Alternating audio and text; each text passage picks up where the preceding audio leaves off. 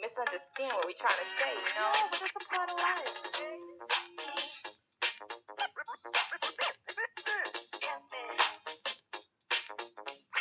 Come on. Let's talk about sex, baby. Let's talk about you and me. Let's talk about all the good things and the bad things that may be. Let's talk about sex. Let's talk about sex. Let's talk about sex. Let's talk about sex.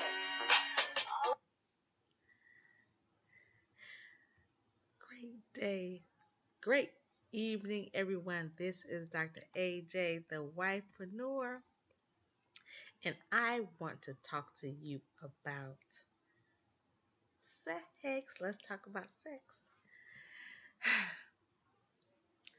I am here to help you change the way you think, look, and feel about your marriage and sex. There's so many times in marriages that you just get bored with your sex life. You just get bored with sex. Or you're just not having it at all. And it may not be because you don't want to have sex. It's just because of the hustle and bustle of life gets in the way of wanting to be intimate with your spouse. Now, do you know that there's over 500,000 people that are in sexless marriages? I mean, when I say sexless, I mean haven't had sex for a year plus.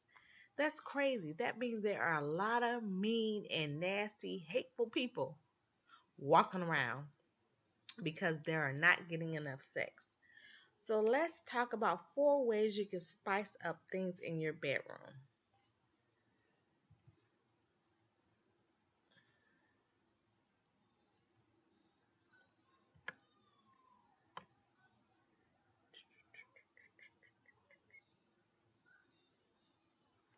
I'm sorry. I'm sorry about that. All right. So the first way is you want to engage in foreplay. Now, men can more than women. I'm not going to say that we don't necessarily, want a quickie, because sometimes it be like that for us too. However, more than not is men. So, in order to keep a healthy, happy marriage with sex, we need some foreplay. You want to be able to get teased and get aroused, get all the way up to that moment that you can't take it any longer and you are ready for that sexual ministry. That's all I like to call it, ministry with your husband. And so, in order to get in foreplay, that means going to be some kissing, some touching, some rubbing, some licking. Yes, and I say even include some, um, I like to call sexting. You heard of sexting because it's very popular with our teenagers. So why don't we take a page out their book and make our sex lives more interesting as adults, especially parents? Because I'm a parent, we're parents, we have young children, so we can make it interesting by everybody using our cell phone. Everybody has a cell phone. You're supposed to have a cell phone. Y'all talk to each other on. You might as well sext to one another. And I did a video not too long ago, so look on my YouTube channel about seven um, hot sexting, a 7-day sexting challenge with your spouse. So watch that video. You'll be quite intrigued and want to give that a go. And so that will help increase your desire and wanting to be intimate with your spouse when you engage in some type of foreplay. Just that helps you feel good. It gives you more confidence and feel like you're appreciated and not just a piece of meat. Because sometimes people can feel like a piece of meat in marriage. It's just the honest, naked truth about it. All right, number 2. What do you do when you have sex? When do you have sex? You have to be spontaneous. It doesn't always have to be planned. Even when you have kids, it doesn't always have to be planned. Most children should have a bedtime. So just do it when they have a bedtime, or Do it when they sleep or they get in a nap. If you got small kids like I do, you can get it in when they get in a nap. Just be spontaneous or in the morning. It doesn't have to be always at night. It doesn't always have to be in the bedroom.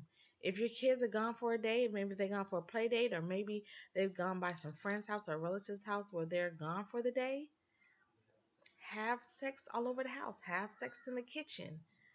Just make it fun because you don't want sex to be a chore. Sex should be a chore or a job.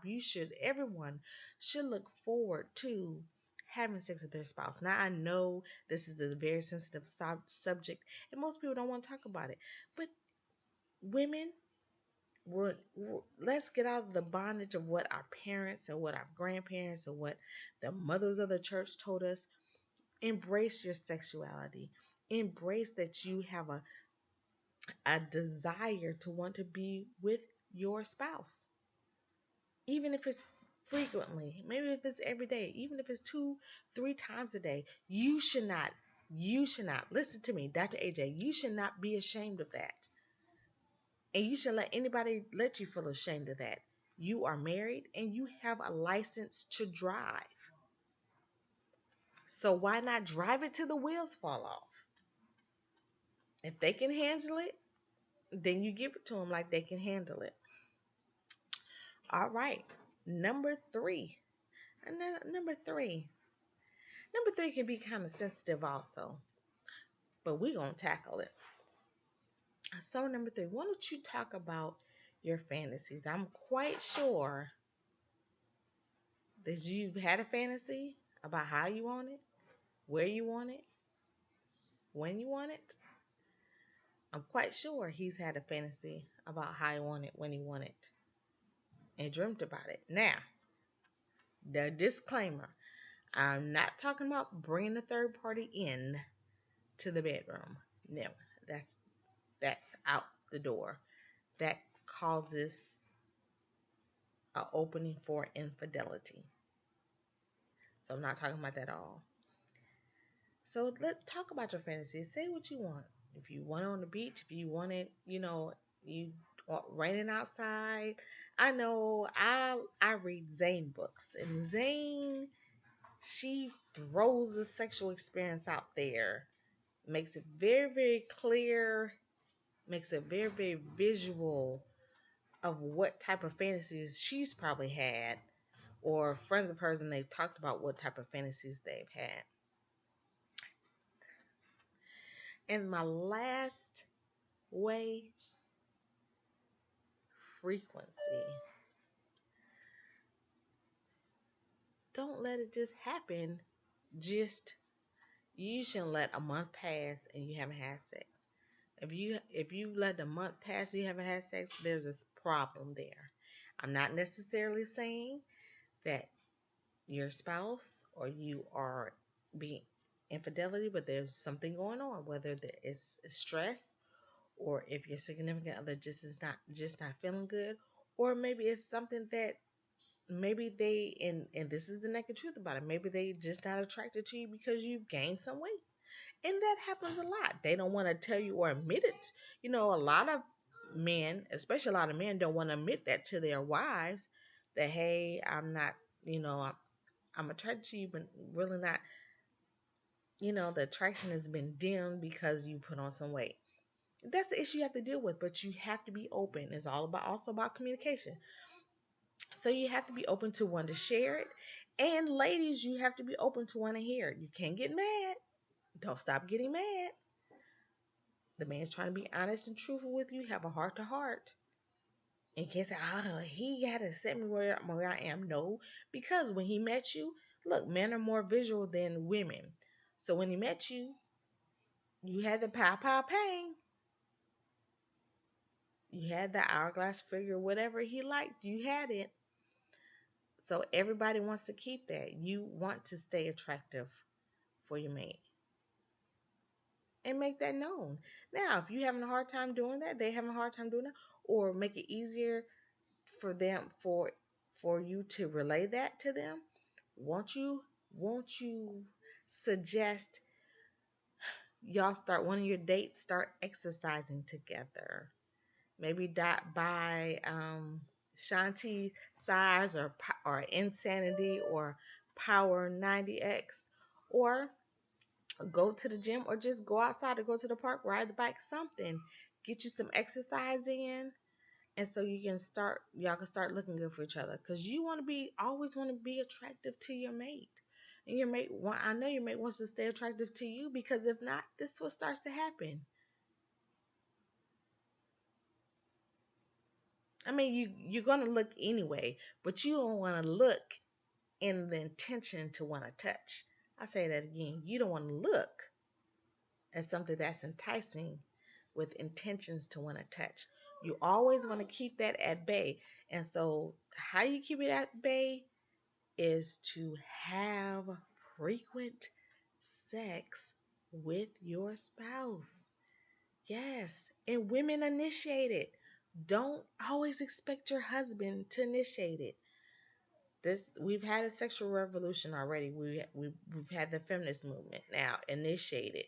It's not gonna hurt for you to initiate. You have to throw in the wind what mom and daddy said, not what daddy and mama said about you need to be shamed and timid. You shouldn't be. They've taught us it's shameful, but in our society, especially the American society, our parents and societal stereotypes have taught us to be ashamed of us women having sexual desires and want to be sexual with our.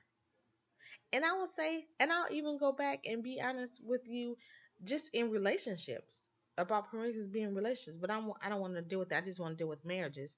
That even being sexual in marriage, they made it sound like it was bad. That it was only for us to do it when we want to have children, and that's not what sex is just about.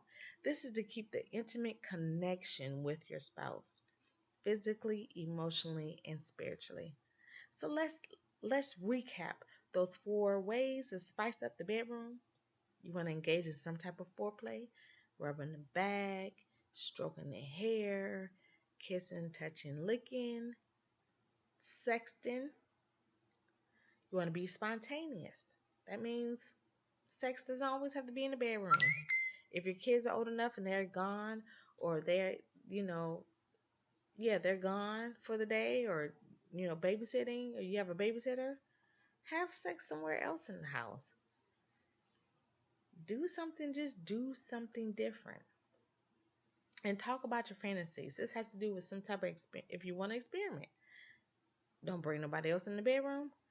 I'm talking about, if your fantasy is doing it on the beach in the rain, or doing it having sex in the shower, or having sex on top of the washing machine, or being a human Sunday, something. If that's a fantasy, something, and then execute it. Don't be afraid to execute it.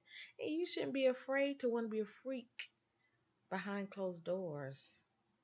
Women, take charge of your sexuality. And then number 4, frequency. Frequency is a must. That will keep your marriage nice and happy and sexy. It'll be a lot of less angry people in the world if they were having sex with their spouses. So I'm so glad I was able to help you tonight. I'm glad we were able to talk about sex. So you guys have a wonderful People might misunderstand a what we're trying to wonderful say. You know, evening it's a part of life. as we go out. Don't be afraid to talk about sex. I pray for good fortune in everything that you do, and for your good health, that your everyday affairs prospers as well as your soul. I see you on another episode of Let's Talk About Sex.